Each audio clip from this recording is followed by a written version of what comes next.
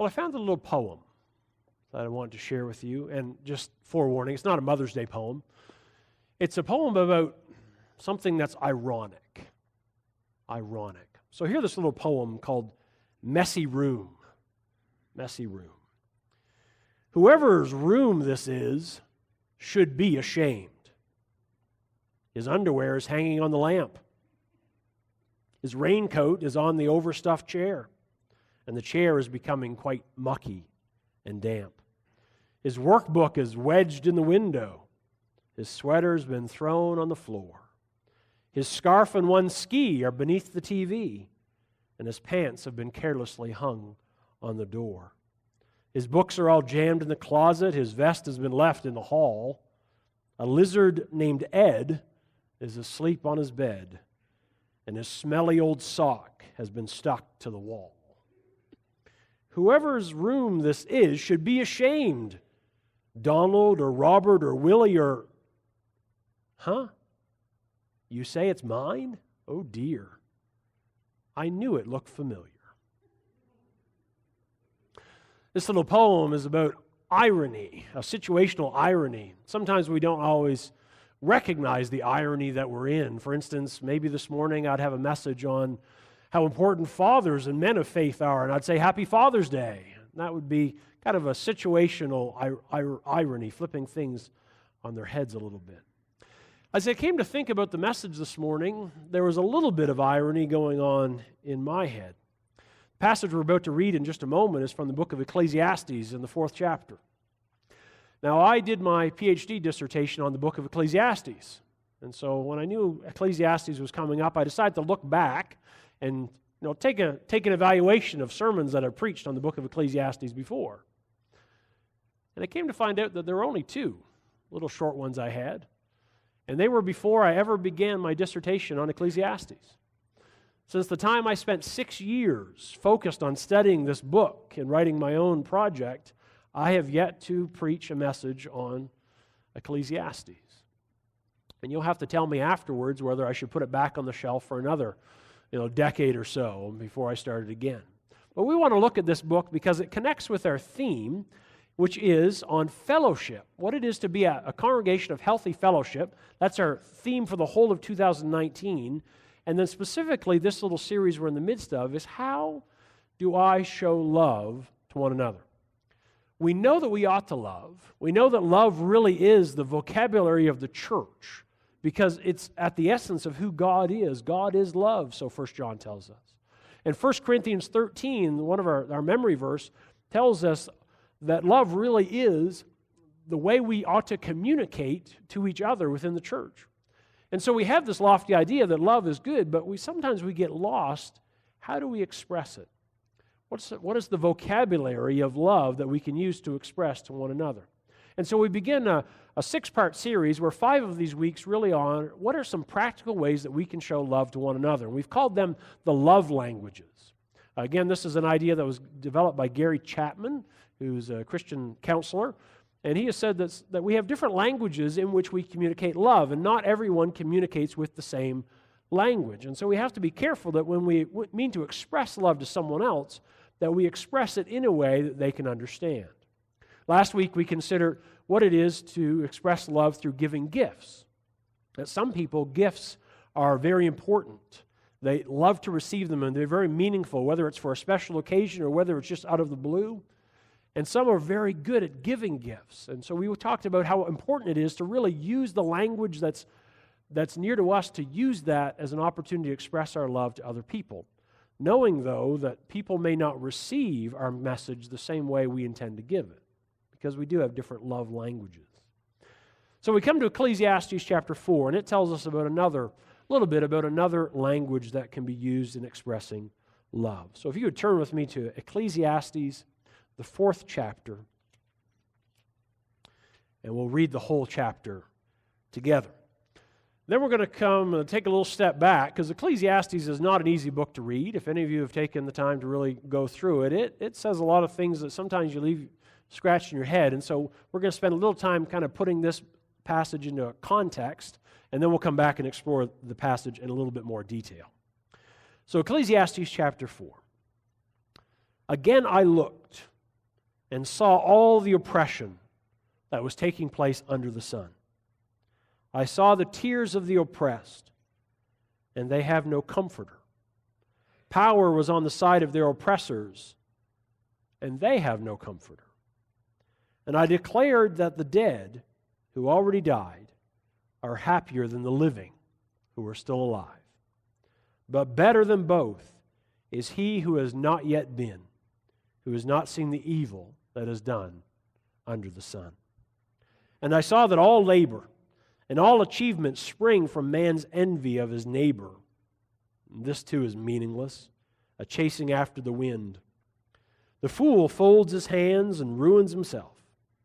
Better one handful with tranquility than two handfuls with toil and chasing after the wind. Again, I saw something meaningless under the sun.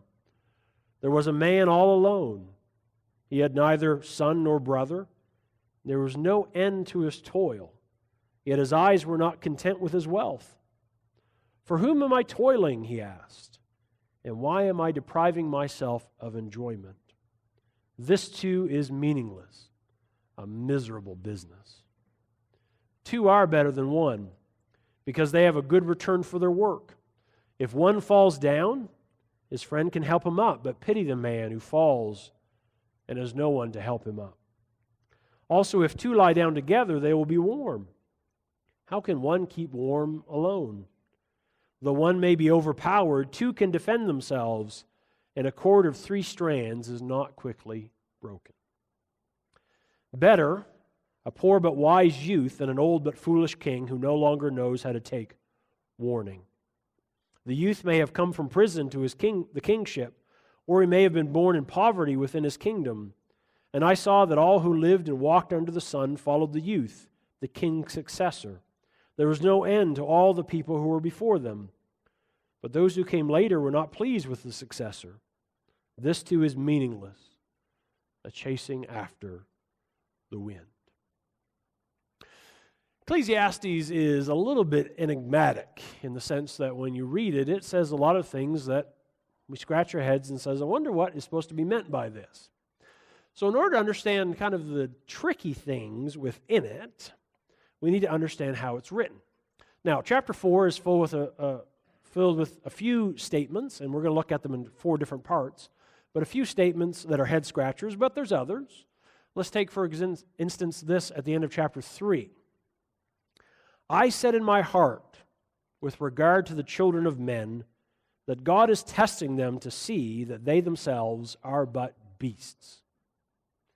For what happens to the children of men and what happens to beasts is the same.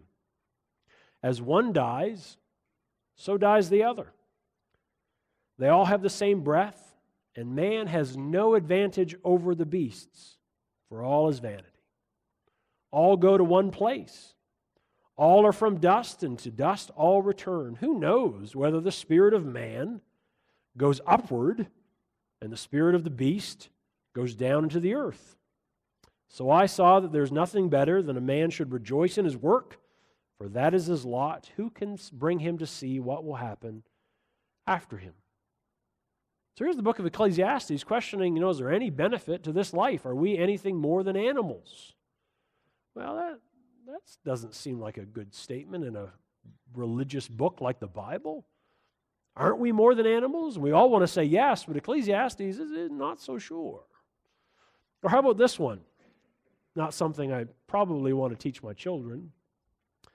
In my vain life I have seen everything. There's a righteous man who perishes in his righteousness, and there's a wicked man who prolongs his life in his wickedness. So be not overly righteous, and do not make yourself too wise. And why destroy yourself? Don't be overly wicked, and neither be a fool. Why should you die before your time? It's good that you should take hold of this, and from that withhold not your hand. For the one who fears God shall come out from both of them. In other words, the advice here is don't be too good, but don't be too bad either. Kind of follow that middle of the road path, and things will work out the best. Yeah, I'm shaking my head too, going, that's not really the message that I'm going I want to teach my kids. Don't be too good, don't be too bad either. Kind of find that way in the middle, and everything will work out peachy. But so you need to understand how Ecclesiastes is structured. There are three important characters in the book of Ecclesiastes. And really to understand what is said in most of the book, you need to understand these three important characters. On the one hand, there's the person who at the beginning of the book is identified as the preacher or the teacher. Most of the book is his way of looking at life. And you'll find that the teacher or the preacher is an older person, King Solomon, at the end of his life, who has examined kind of all the things that have happened in life and have come out with some lessons from that. And the lesson essentially is, whatever you think and however you think things will turn out, you're probably wrong. If you think that you have plans, those plans will probably change. If you think that you're putting everything in step to succeed, you'll probably fail. Because life is entirely unpredictable. Now that's the main person throughout the book. It's his wisdom. Some of the things we've just read is his take on life. But there's two other important characters in the book. One is the person who actually writes the book for us. Now we know that the preacher or the teacher, does not write his own book, because the book is introduced that these are the words of the preacher or the teacher, and this is what he says. Vanity of vanities, says the preacher, vanity of vanities, all is vanity. Someone else is introducing this material to us. And if you read the very last chapter, you come to find out that the person who's framing all of the preacher's and teacher's words is a father trying to teach his son about the way life really is. In fact, in the very last chapter, in the last half of chapter 12, you find out that he says, the words of teachers, like the preacher or teacher in the book, they are like sticks that have nails stuck in the end of them that we use to herd cattle. They're painful, but they get you moving in the right direction. And so at the end of the book of Ecclesiastes, you have the father saying, now that we've heard everything, and we've understood the preacher and teacher's kind of view that life doesn't always work out, the father then comes along at the end of the book and says, this is the conclusion of the matter. You've got to fear God and keep his commandments, for God will bring everything into judgment, whether good or bad. In other words, you can't always know what's going to happen with the plans that you're making, but at the end of the day, knowing that there's all kinds of exceptions in life, and probably more exceptions than there are rules, you got to trust God in the midst of it. And so the father is giving his son this advice from the preacher and saying it's good advice. It really doesn't. Life is not easy. But you need to keep your focus a little bit higher than where the teacher or the preacher was keeping it. He can tell you everything about life as it is, but you keep your eyes focused a little bit higher in what God is doing, and that's really where we need to keep our vision. So the advice in the book is really good. It's important. It's God's wisdom through the preacher or the teacher, but there's more to life than just the exceptions that we see all around it. So with that in mind, we come back to chapter 4, and we learn a bit about what the preacher or the teacher says is important in life. So let's take a look at this in 4 different little sections here. Verses 1 through 4, the preacher or the teacher reveals first that everyone is isolated. In life, everyone at some point feels isolated and lonely. In verse 1, the preacher looks and sees that there's all kinds of oppressed people in the world. People for whom life is hard, and there's no one to comfort them. Recognition that there are many people in the preacher and teacher's world that were oppressed, and he saw them, and their lot was just heartbreaking. But then, as the preacher or teacher often does, in the second verse, he flips things on its head. And he says, in the second half of verse 1, that the oppressors, the people who are doing the oppressing, life is also hard for them, and they have no one to comfort them. Life for everyone is hard, and it's lonely, and it's not easy.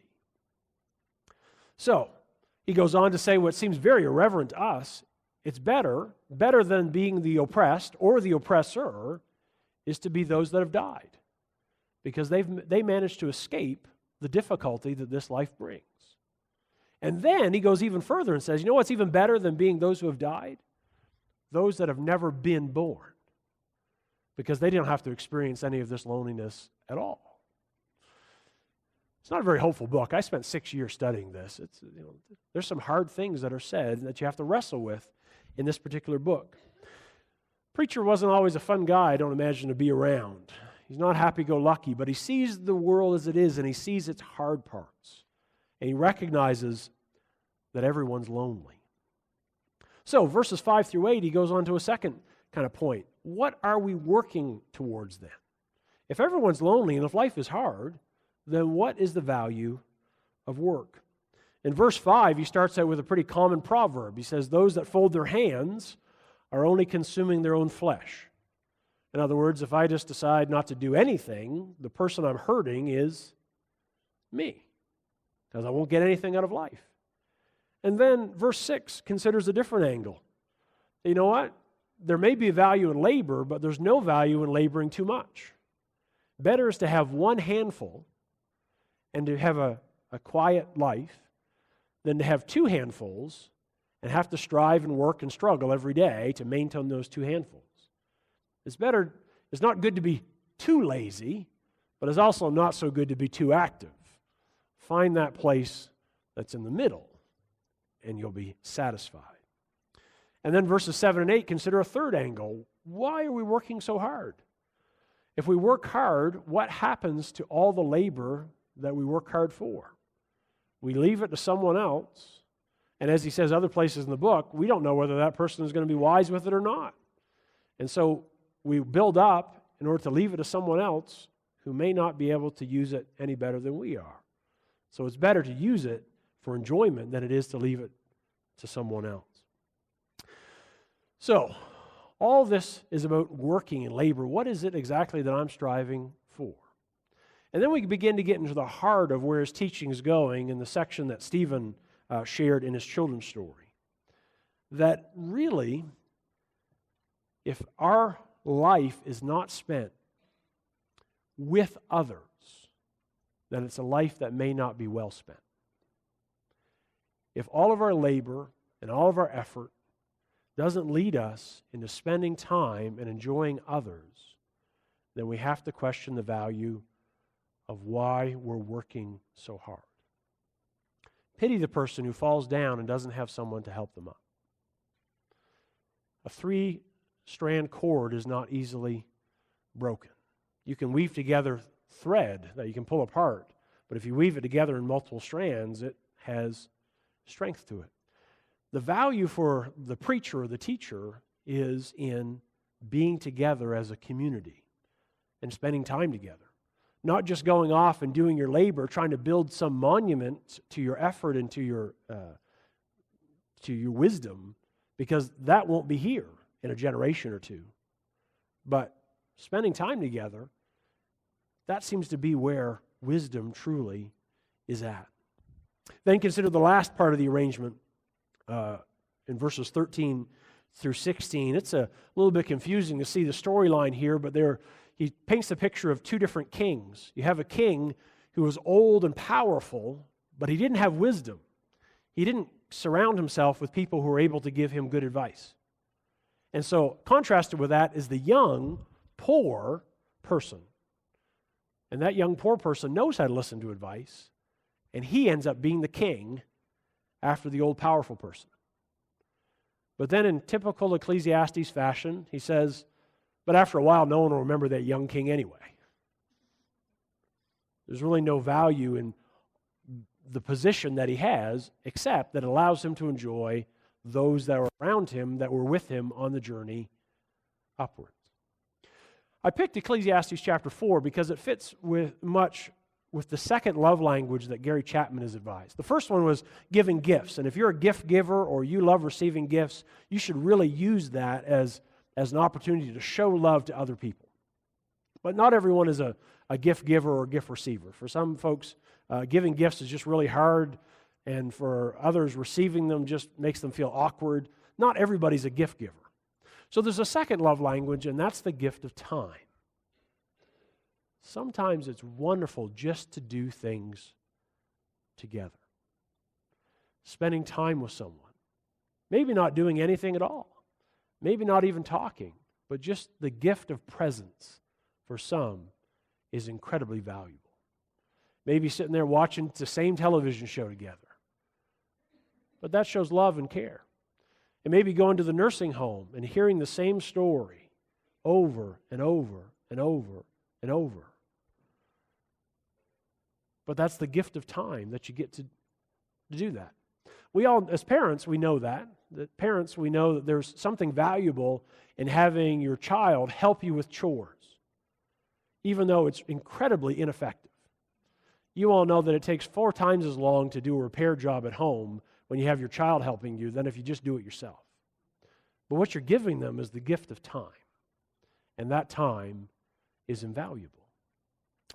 Some people, the gift of time is a way to express love to them. Again, it's not everybody's gift. I really appreciate it when people love me. But if you come into the study and sit down and say, you know what, Sean, I just want to spend the morning with you, and we'll just sit there together in the office and we'll chat. That would be great. Except I got a to-do list that's that long, and I want to get to that.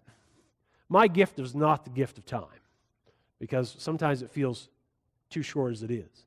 But for some, just sitting down, chatting, sharing a cup of tea, that's what demonstrates love to them. Maybe that's what you receive, you appreciate when people spend that kind of quality time with you. So my suggestion is, if that's a way that you really enjoy demonstrating love, that you find those folks in our life, in our congregation, that will be able to share in that love language with you. A way for you to be able to demonstrate your love for them and giving the quality gift of spending time with them. And again, maybe it's being creative in finding something that you can do together. People sometimes just enjoy spending that time together. And if that's the way that you receive love and you appreciate, find someone for whom you can demonstrate that you may not normally get the opportunity to do so. And let love flow in our life together.